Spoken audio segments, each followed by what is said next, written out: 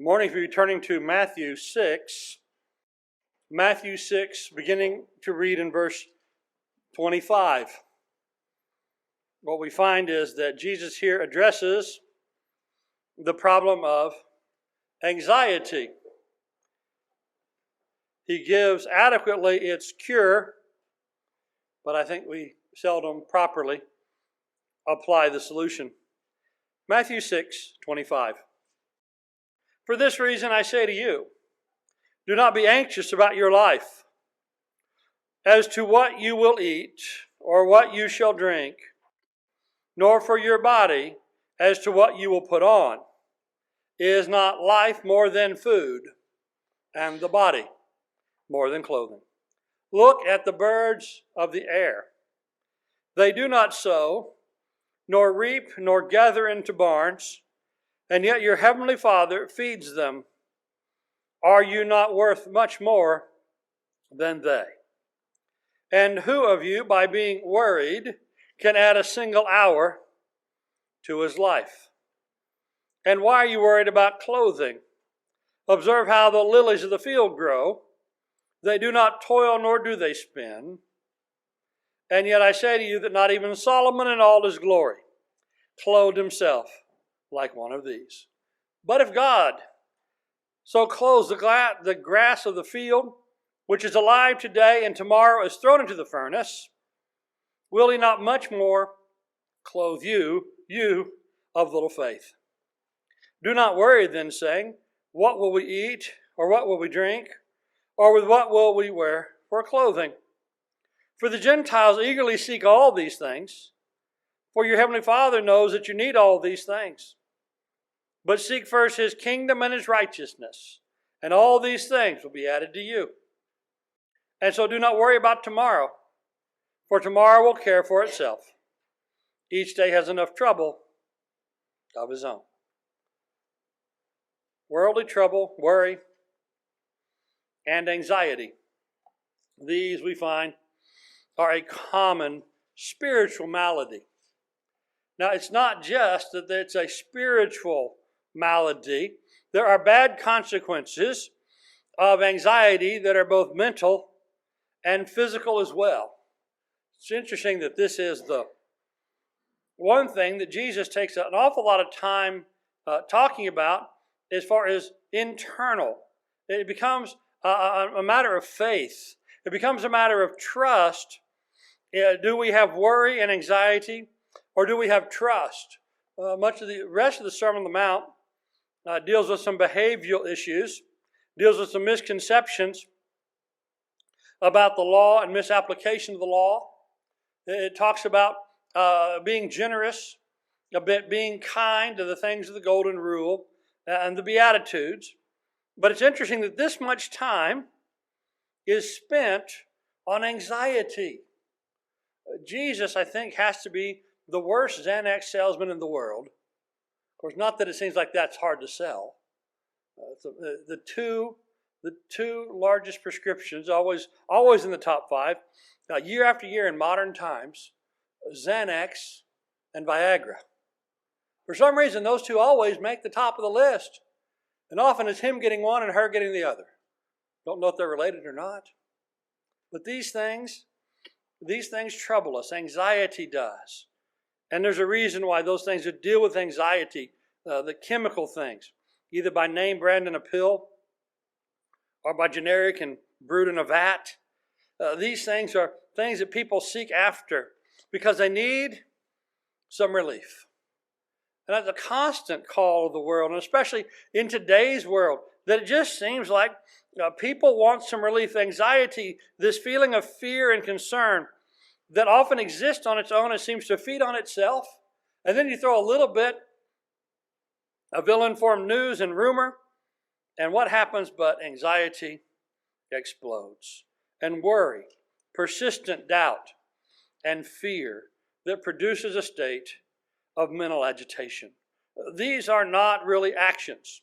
Worry and anxiety, sometimes concern will go and act in a loving way, but anxiety and worry, these are just states of mind. These are just immobilizing, frustrating things that cause us to be confused and discouraged and preoccupied and unclear of mind, and to be nervous and upset of stomach, and effects on the heart and the high blood pressure.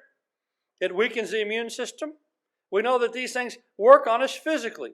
We know they work on us mentally. But here Jesus points out and spends this much time in the Sermon on the Mount about it, not because he's concerned about your health care, not that he's not, but that's not the point of the Sermon on the Mount. The Sermon on the Mount is the spiritual aspects of these things, which can work us into doubts about God's love and care, even denial of God's care for us. And so these things weigh down the heart. These become contrary to faith. Luke 21:34. Be on guard, lest your heart be weighed down. Heart weighed down. With dissipation and drunkenness. Oh, yes, terrible sins. Excess of all kinds of things. And alcohol. Yeah, don't do that. Oh, and the worries of life. And so we know Christians who would never deign to have a drop of alcohol pass their lips, but worry eats them up. And here in the same list of sins, with excessive dissipation and drunkenness, things which these Christians would every day disavow, and they would just be gasp and horror that one would think they would do such a thing or ever had, and yet and still, worry gets them.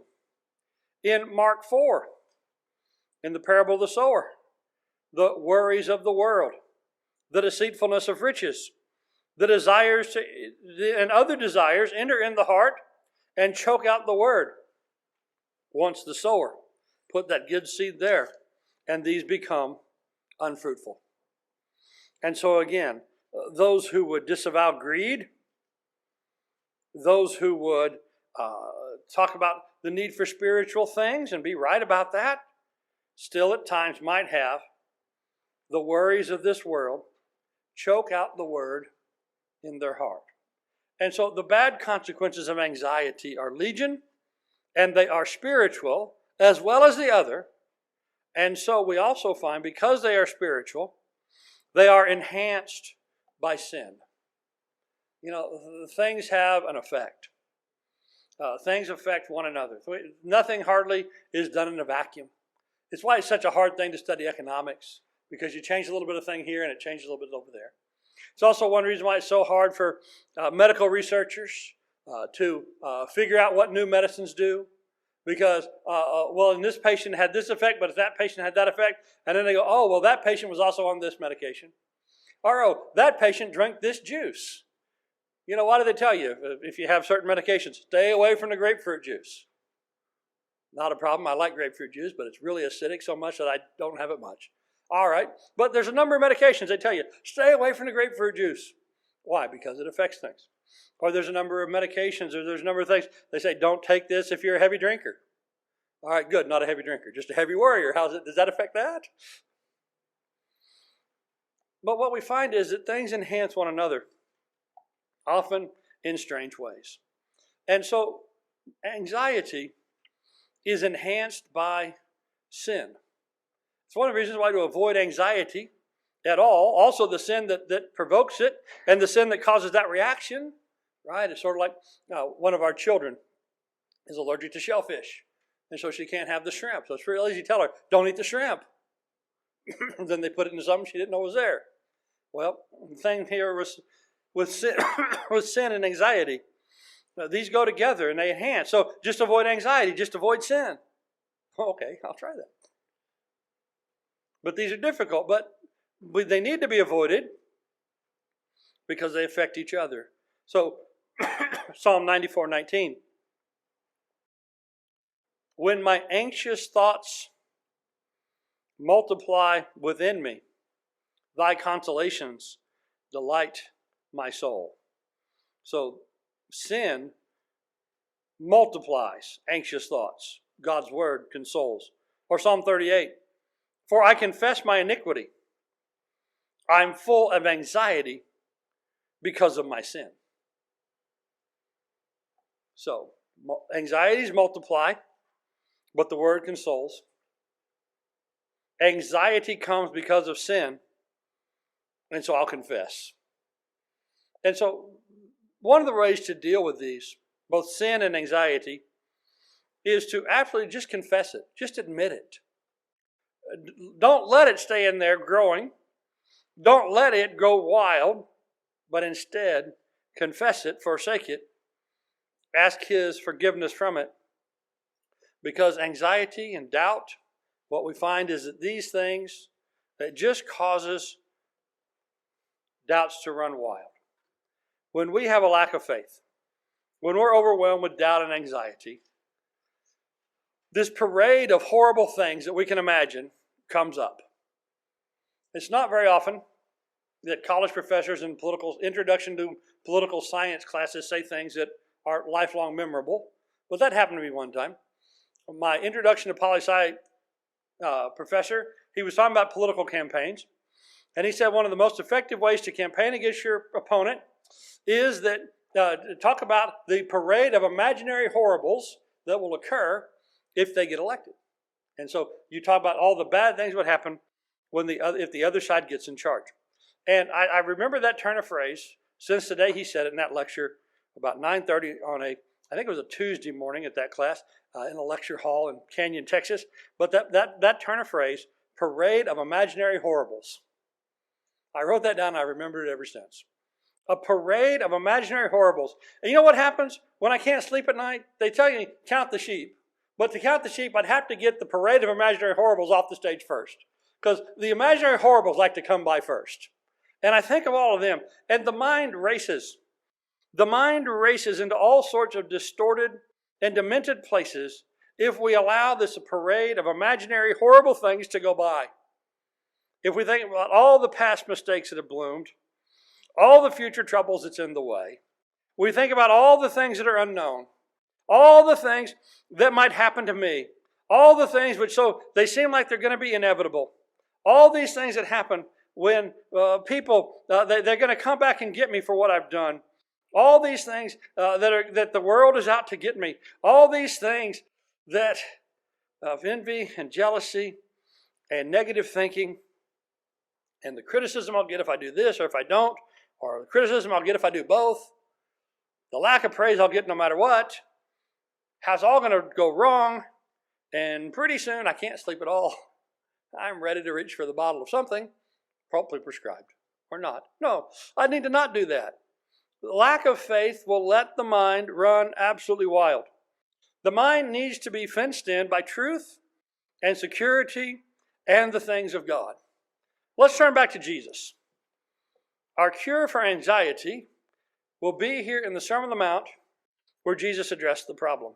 So it was a problem. There's a reason why Jesus addressed it. So back to Matthew 6. And we're going to see that the things that Jesus talks about will fall into two broad categories. Trust in God's care and seeking the kingdom. Trust in God's care and seeking the things of God. If you will do that, your anxiety will be greatly reduced, certainly enough that it's no longer in a sinful state. Verse 25. Again, as we started to read, for this reason I say to you, don't be anxious for your life. No, just all of it. How much stuff is in life to be anxious about? Or so what you shall eat, or what you shall drink. Not for your body, nor for your body, as to what you will put on. Is life more than food and the body more than clothing? Yeah, it is.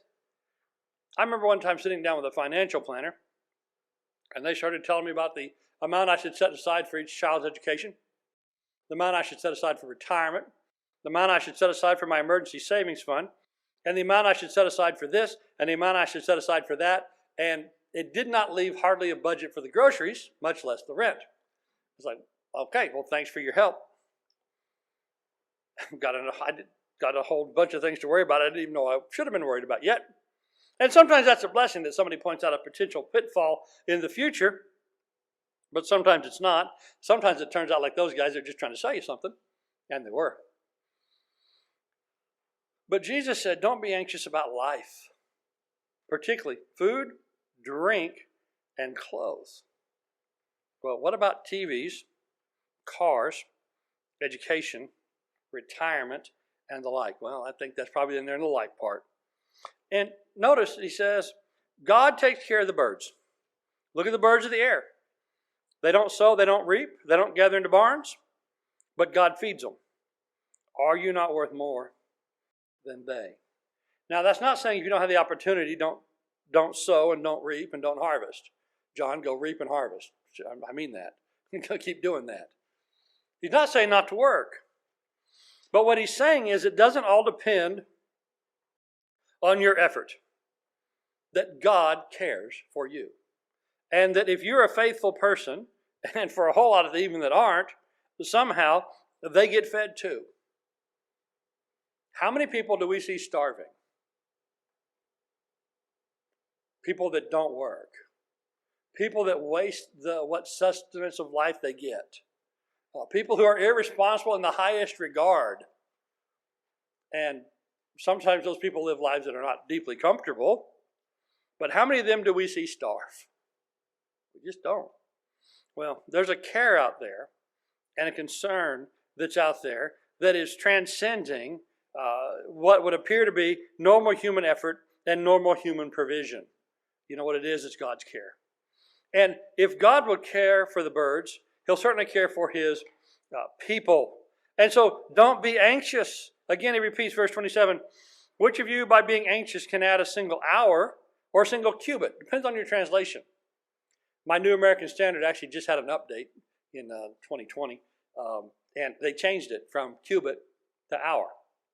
Because you don't measure hours in cubits. Actually, I think that's intentional, and that is in the original. And Jesus is just talking about how silly it is. Although the newer translations, some of them will say hour, to make the time parts agree. But by anxiety, can you add an hour to your life? No, as a matter of fact, you can though, cut some off, right? Anxiety is a life reducer, not a life expander or life enhancer.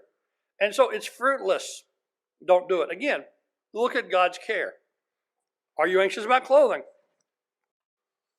Observe the lilies of the field, how they grow. They do not toil, nor do they spin. Yet I say to you that Solomon in all his glory was not like one of these in his clothing. But if God so arrays the grass of the field, which is alive today and tomorrow is thrown in the furnace, will He not much more do so for you, O men of little faith? I've told you all about that time I went up to the mountains a little more than an hour from my house when we lived in California so I could go take pictures of the poppies, the orange poppies on the hillside. And I was late for the poppy season by about 2 days.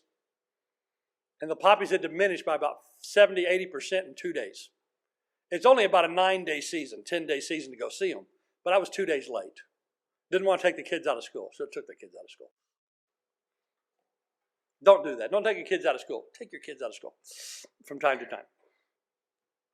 But it's glorious. The orange mountain hillsides of the Central California coast. Unbelievable. You cannot believe what that looks like. Nor how much it costs to live near there, but you cannot believe what that looks like.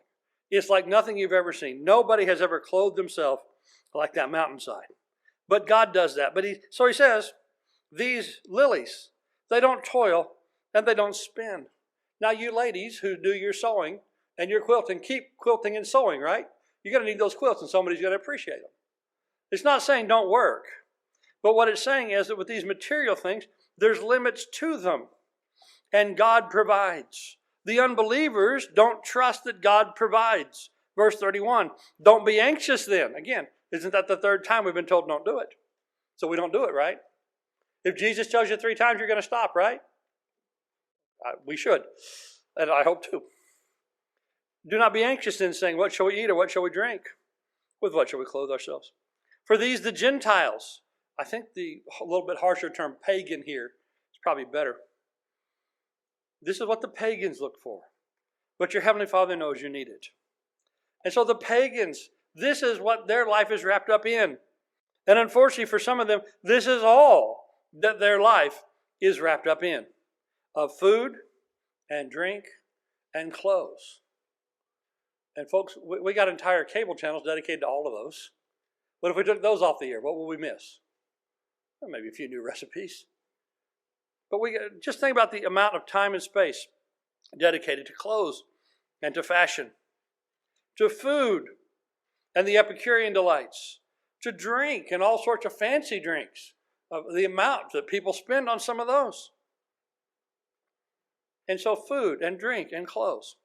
This is the world. This is not the Christian. The Christian is seeking the kingdom, but seek his kingdom and his righteousness. And all these things will be added to you. Enough food, enough clothes, enough of the things of life as a blessing of God, as God provided, and we are gracious for. So, for the fourth time, don't be anxious. Tomorrow will take care of itself. Each day has enough trouble of its own. And that wasn't even written in 2020 or 2021. There's enough trouble every day. There's new troubles every day. And what if we're worried about every day's new troubles? I haven't got last year's trouble sorted. No, I got this year's. So, we think about what Jesus says. Trust in God and seek the kingdom. Now, for the last few minutes we have, what does this look like? What are some practical things in which trust and seeking the kingdom, what does that look like? How do we do that? Well, some practical things we can do. See, now, Jay, you got me anxious about being anxious. You got me all worried about being worried. Well, let's do a little better. Let's cast all our anxieties on him because he cares for you. That's 1 Peter chapter 5. 1 Peter chapter 5, verses 5 and 6. Humble yourselves. See, humility goes with this.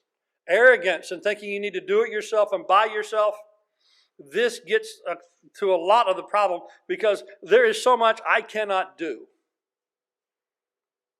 I used to realize there's a few things I couldn't do. Now I know there's a lot. But over time we realize our limitations more and more. What did that great prophet of the people, Clint Eastwood, say? Man's got to know his limitations. Well, we're limited. And the sooner we figure that out, the better. So humble yourself. Change your mind about these things you're doing and how you view the world. Therefore, humble yourselves under the mighty hand of God, that he may exalt you at the proper time. You don't have to exalt yourself. God will do it. I've come to decide, maybe God hasn't decided to exalt me yet. It hasn't been the proper time. But whenever he gets around to giving me exaltation and to lifting me up, it'll be higher than I could ever lift by myself. I can barely lift myself out of bed some days. Right? Don't we all feel that way? Well, he can lift us up to the highest places.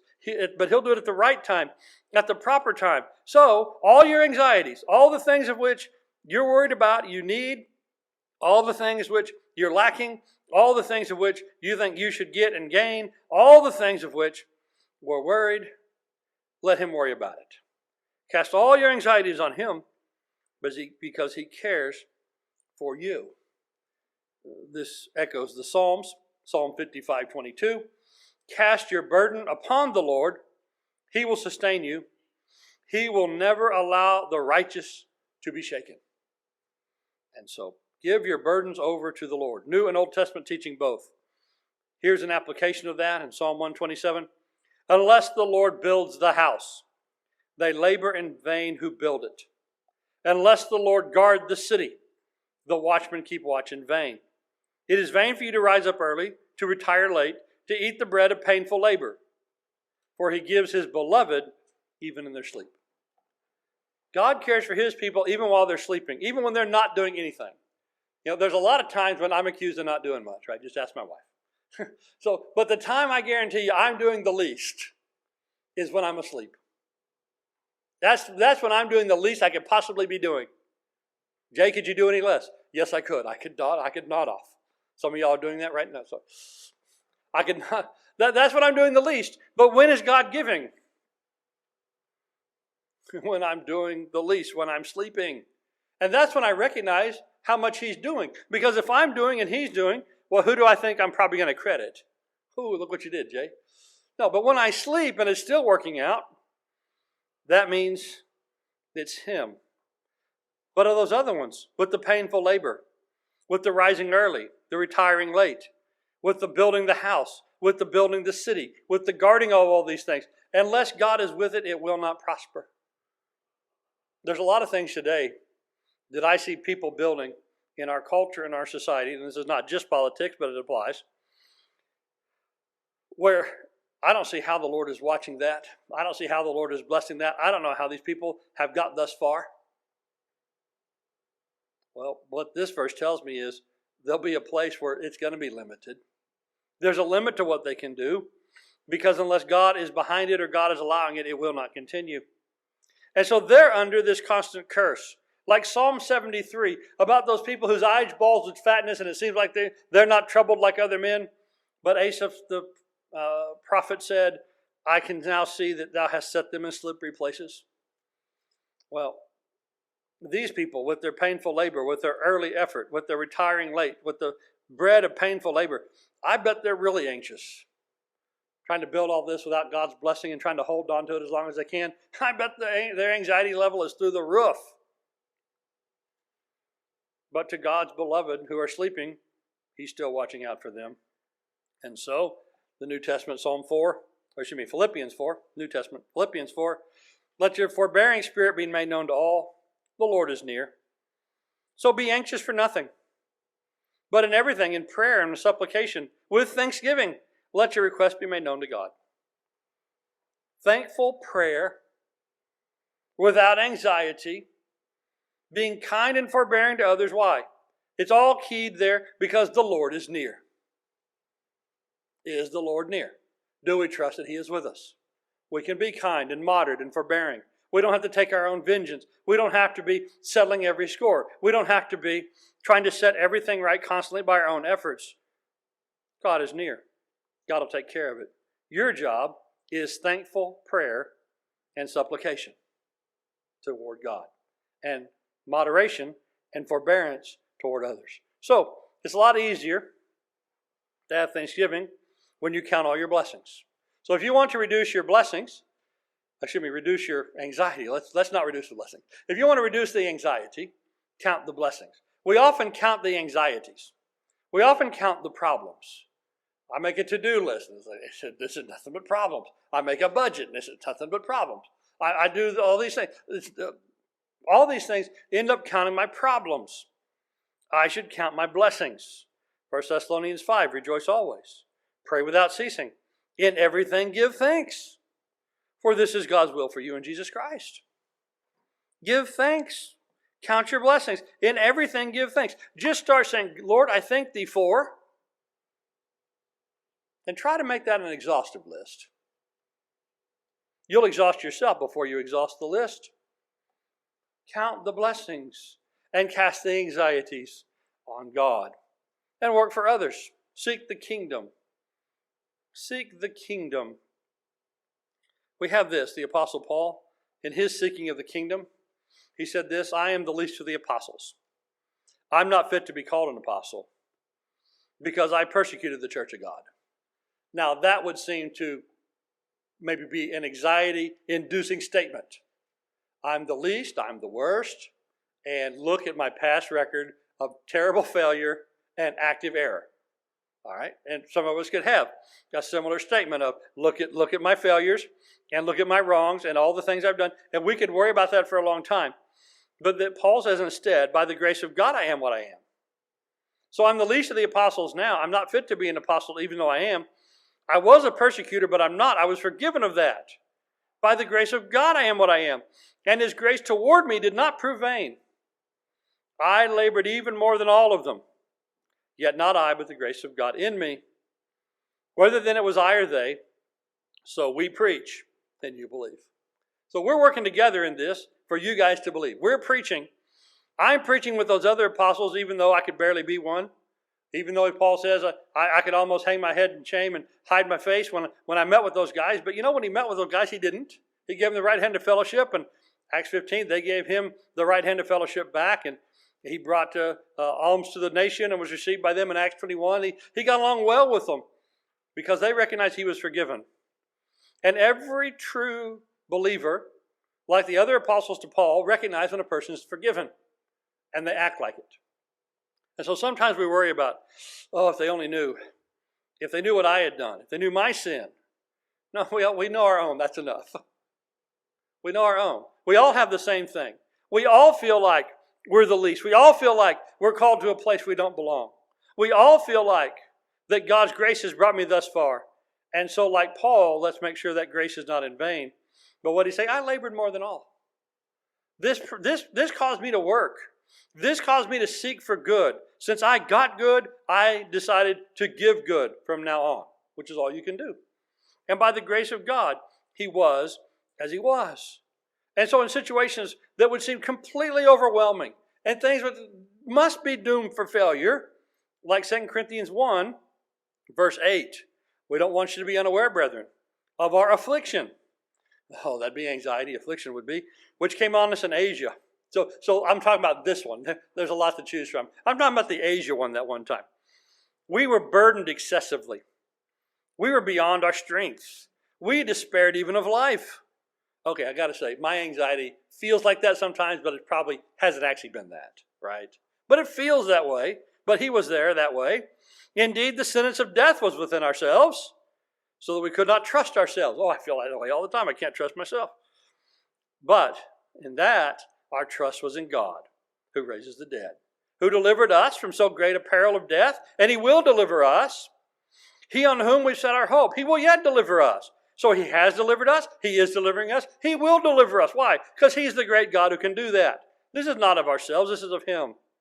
And you also joining in helping with us through your prayers, so that thanks may be given in many portions on our behalf for the favor bestowed upon us through the prayers of many. And so, brethren, here's our part. We're praying. Oh, some of these brethren, they were worried about Paul. I would have been too if I was there. I'm worried about him now, and it's all history. They were worried about him. So what did they do? They prayed. He was worried about the situation. He despaired even of life. What did he do? He prayed. What can we do? We can pray. He was working for them, and when he got into a bad fix while working for them, he and they all prayed about it. So there was work and there was prayer, and he said, I labored more than the rest. In doing what? In preaching and getting this kingdom message out. And so here it is. Cast your anxieties on him. Count your blessings. Work for others. And as you do this, lastly, fill your mind with godly things. This is Paul writing the Philippians, the letter of joy. Read the church at Philippi in the midst of persecutions and troubles. Right there next to the Thessalonians who had constant persecutions. They had these troubles too.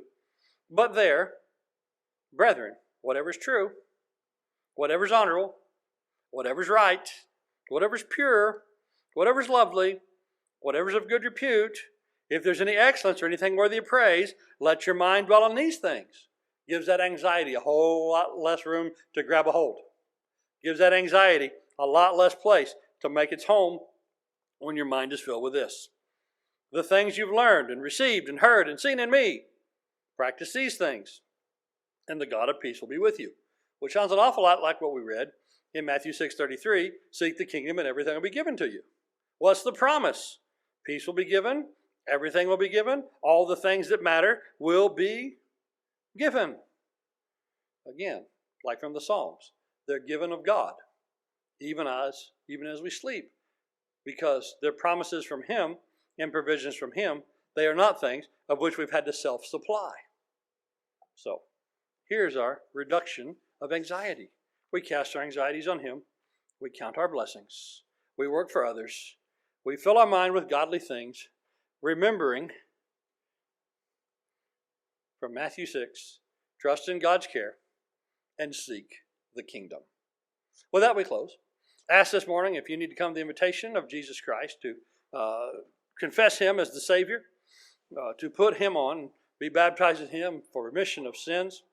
You need to come and be joined with him, or if you need to come back, confessing sins to return. We'd offer the invitation now as we stand and sing.